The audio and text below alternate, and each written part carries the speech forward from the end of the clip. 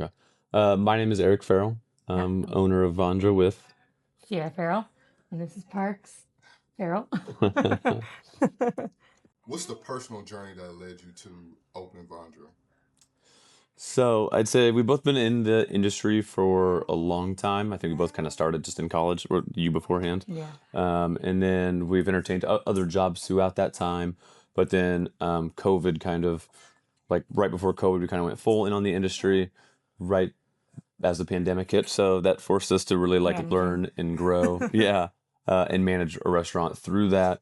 And we did that for a while and we thoroughly enjoyed it. And then we were like, we kind of want to have our own venture where, Hmm. we can be creative with the food and cocktails. And we love, traveling and visiting older cities that have unique buildings and places that are fun to eat and drink in. Yeah, not just like your typical, like, run of the mill, like, I don't know, something that has like a Restaurant. whole vibe and like, Yeah. you go there for a purpose, like to celebrate or just to check it out or just because it's different. Yeah. Um, So yeah, then like there's intention there. Yeah, so we stepped down and did some traveling ourselves and kind of like refocused on, okay, let's get the ball rolling on our dream and vision. And so that's directed us towards here. That's So awesome. yeah, Yeah, and we thank had a you. baby at the same time. And yeah, that That was a was, plot twist, yeah. Yeah. but it's been a good one. What were some of the biggest renovations or design decisions you made in this space?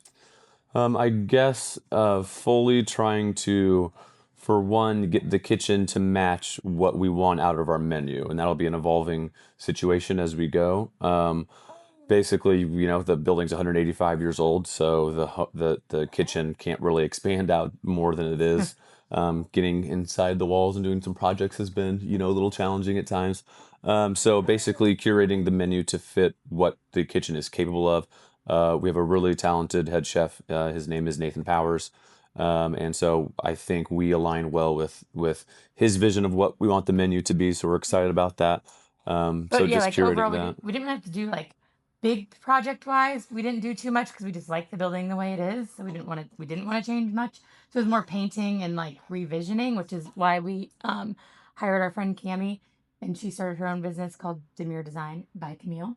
And she's amazing. Obviously, like we gave her ideas, and then she made them work better Streamlined. Yeah. because some of our ideas maybe were a little crazy. Yeah. But yeah, it was more just like working with what was already here because we Yeah. just loved this building as it was. And I think improving the functionality too, Yeah. like with behind the bar. I mean, that's been obviously a huge Hmm. overhaul too, because, we want it to operate to put out very good cocktails and have good wine and beer and all this stuff that has maybe not been a focus in this building in the past. Yeah, and just like So the second floor, like the old owners didn't use up here really at all, which is fine. But like Springfield doesn't have like really any that I know of second or two-story restaurants. Like Floyd's is a two-story bar, which Yeah. is great, but um, it's just nice to have like different levels. You don't see that in Springfield very often, so yeah. we really wanted to like utilize this space up here.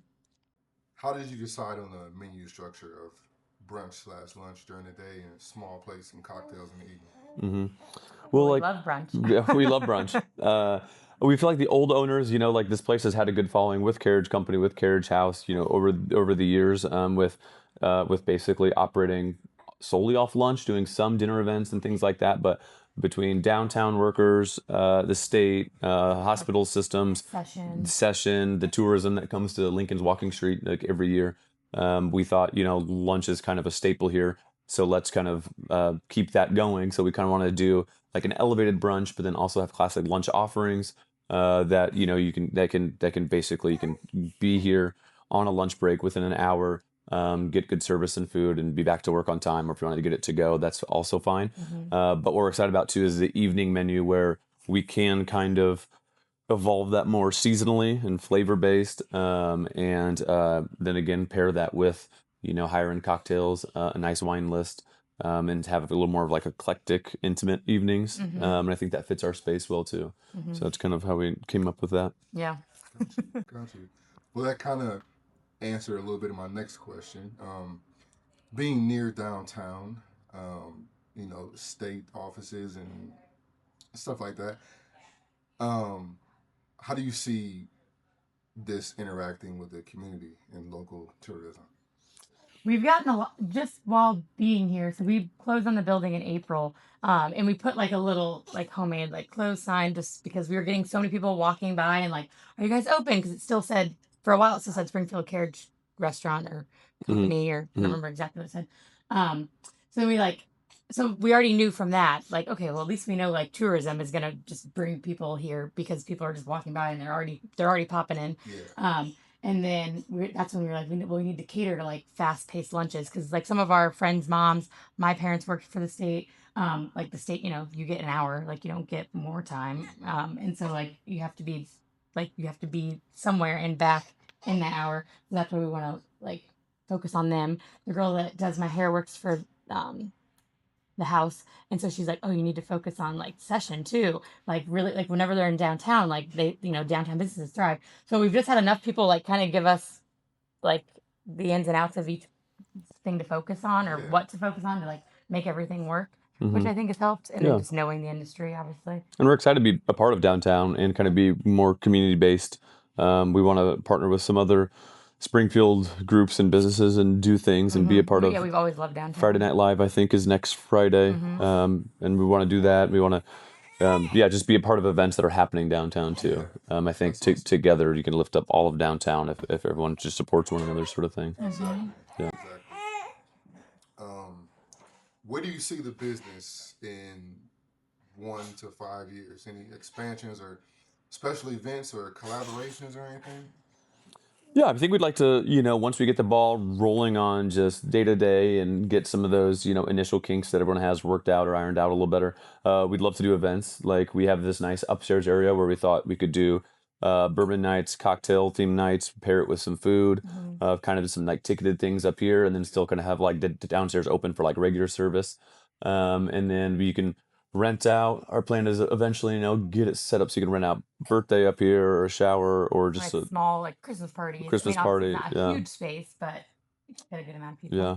And we've bartended and done a lot of weddings and stuff too, and like organized those. So, the catering aspect is going to be a little challenging with the size of that kitchen. So we have to work that out, or Yeah. or eventually, for large scale things, figure out maybe a different plan of action there. But yeah, we want to be creative and just kind of like not stagnant business owners. Yeah. And kind of be looking for new ways to keep the community engaged and Yeah, or just do like fun work stuff. with things that are happening, like with events that are happening at the Hoagland, or like partner with not partner with them, but like maybe make a cocktail. It's like with Yeah. the show that's happening, so keep things like changing. Hmm. Um, There's like haunted tours, over by Lincoln Street. There's some walking which tours we kind apparently of want our building used to be on the haunted tour list. We have not experienced anything supernatural, but to. I mean, When you're yeah, here at 2 a.m. by yourself, yeah, it's a little it's a little strange, I creepy. guess. Yeah. As a But photographer, I know this spot could be a good photo shoot. yeah, I know. yeah. One of our friends, like yeah. when we first bought the building, they're like, "Can we have our engagement photos there?" And we were all about it, but we just were not ready when they were ready to Does do not look it. good So here yeah, now. we were No. like, maybe not. But I was like, "Oh, that'd be cool to like have people want to use our space." Yeah. Obviously, like Yeah, we're proud of it. yeah. If you could pick one must-try item for a first-timer, whether it's a food or a drink, what would that be? Well, we have some fun drinks, but well, we have two. We have a drink each. Eric made most of it, well, all of them up, but we have a drink each for our grandmas because the name is from like both of our grandmas' names combined. So I think those are obviously kind of like a staple because they're one's for Bonnie, one's for Sandra, and his grandma had Parkinson's, so the drink is called Gently shaken. Gently Shaken. We're reference to Obviously that. Parkinson's. Yeah. And then my grandma had Alzheimer's, so her drink is Forget Me Not. So those are just like fun like odes to both of them. And then the one that I think is super cool is the Ode to an Ope.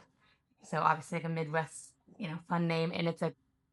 Go ahead. Yeah, it's I call it like a Midwest corn cocktail. It's butter fat washed tequila, elote liqueur, popcorn syrup, and saline solution. So it's funky, but it's fun, and I think it's Good for Illinois. yeah, it's a really good cocktail. And then food wise.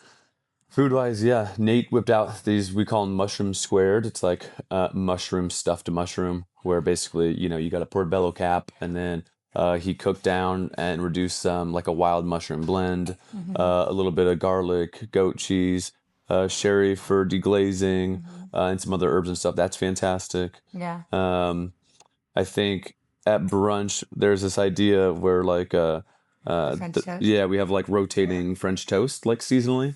Okay. And he was like, what if we did like an elevated French toast stick where we cook off the French toast and then we can stack them? And she's like, oh, like Lincoln Logs, referencing the street over there. So we have an apple French toast that's coming with a chai cream, caramel, and then an apple compote too. So yeah, Like, yeah, the brunch names are like more fun, like trendy, I guess. Yeah. Where like dinner's kind of like the names are just kind of straightforward because it's just like small plates. But yeah, I was proud of my Lincoln Logs. yeah, true. If your grandmothers, Vonnie and Sandra, Yeah. were sitting at the bar, what would you serve them, and what would you hope they say about Oh the place? gosh, I don't even know. I picture His grandma would be more. She would fit in here more. My grandma was. Yeah. I pictured the time she a Long Island iced tea. She didn't know how alcohol in it. And Yeah. she just sucked one down, and we're like, "Oh wow!" She's like, "I'll take another one." The And I'm server's like, "Really?" Nana, no. Yeah. So that was fun. Kind of slunked over I in the don't think booth she a would little actually more. drink her cocktail. Unfortunately, she was more of like a beer, or not even really a drinker, honestly. Yeah. But she would try to appease me. But his grandma actually enjoyed like martinis and. Yeah, she would do like a martini like seasonally, or like every Christmas, like have a new one, and she'd bring all the stuff for her, and she'd get really excited about it. And then for her 75th birthday, I had like a massive margarita birthday party, Yeah. like at their place in Kentucky on the lake, and like 100 people came, and that was kind of crazy for that age. So martini or margarita, kind of I think would be the vibe there. But I think they'd both be proud for sure. Yeah. They're both very social, so I think they would be like they totally understand why we did it. But my grandma would be like, I don't need these drinks. She was a lot more like low key. Yeah, fair. Finally, when you guys open, and We got a truck. Did you see our refrigerated truck out there? Yeah, when you guys open, and what message do you want to tell to the community about you guys to come in and experience this vibe? Yeah. So, well, we're doing like an intimate kind of friends and family night tomorrow night. Obviously with family and friends and some of the people who've helped us get to this point. Some reps and some other photographers and people. Like people that have helped us with like plumbing and weird things. And then so then our plan for next week is to, since we're kind of running now dinner menu a little bit with tomorrow, I think we're thinking Wednesday the 19th be our first night open in the evening. And run evening service Wednesday, Thursday, Friday with still a limited menu. Not fully the menu we want, just because we're a little, like I said, tight on space back there. That's hopefully resolved in the next week or two. But we just want to get open, honestly. We're excited to like serve the community, and we're coming into holiday season too. So basically we'll run kind of Wednesday, Thursday, Friday, Saturday next week, evening service, and then we're hoping to kind of do a soft brunch kick Saturday, Sunday, and then Monday, and then we're closed Tuesdays. So that's kind of our opening week there, and then you kind of got the week of Thanksgiving. So it's kind of weird being week. closed on Thanksgiving, right after that.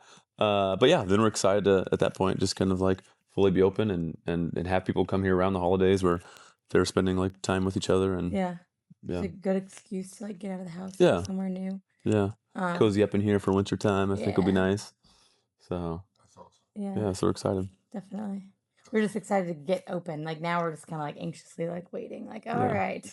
Yeah. We've been doing this for a while. We've had a lot of support from the community already too. So we kind of want to open our doors and people see, show them all of our what hard all we've done, and kind of it's a reflection of us in a way too, and who we are and what we're interested in, and we hope that comes through with our brand and the product we sell. So Okay, that was great. yeah, thank you.